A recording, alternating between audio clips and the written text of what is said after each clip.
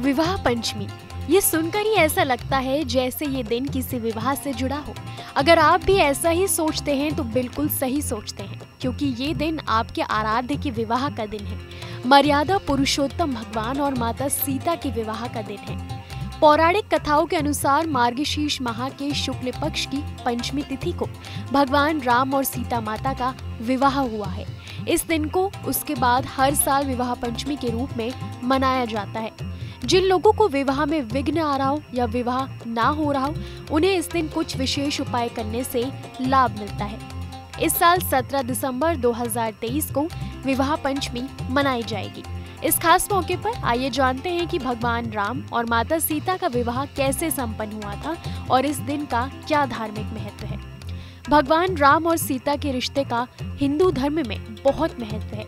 मर्यादा पुरुषोत्तम राम और माता सीता का विवाह कैसे हुआ, ये पौराणिक कहानी बेहद प्रचलित है। भगवान राम विष्णु जी का अवतार माने जाते हैं। पौराणिक कथाओं के अनुसार उनका जन्म अयोध्या नगरी के राजा दशरथ के घर में हुआ और वो उनके सबसे बड़े पुत्र थे। वहीं सीता राजा जनक की पुत्री थी, जिनका जन्म धरती से हुआ माना जाता है। पौराणिक कथाओं के अनुसार राजा जनक हल चला रहे थे। उस समय उन्हें एक नन्ही सी बच्ची मिली थी, जिसका नाम उन्होंने सीता रखा था। कहा जाता है कि एक बार माता सीता ने शिव जी का धनुष उठा लिया था, जिसे परशुराम के अलावा और कोई नहीं उठा सकता था। ऐसे में राजा जनक ने ये निर्णय लिया कि जो भी शिव जी का धनुष उठा पाएगा, सीता का विवाह उसी से होगा। फिर सीता के स्वयंवर के लिए घोषणाएं कर दी गई। भगवान राम अपने छोटे भाई लक्ष्मण और गुरु विश्वामित्र के साथ गए और देवी सीता के स्वयंवर में हिस्सा लिया। वहां पर कई और राजकुमार भी आए हुए थे, पर कोई भी शिव जी के धनुष को नहीं उठा सका।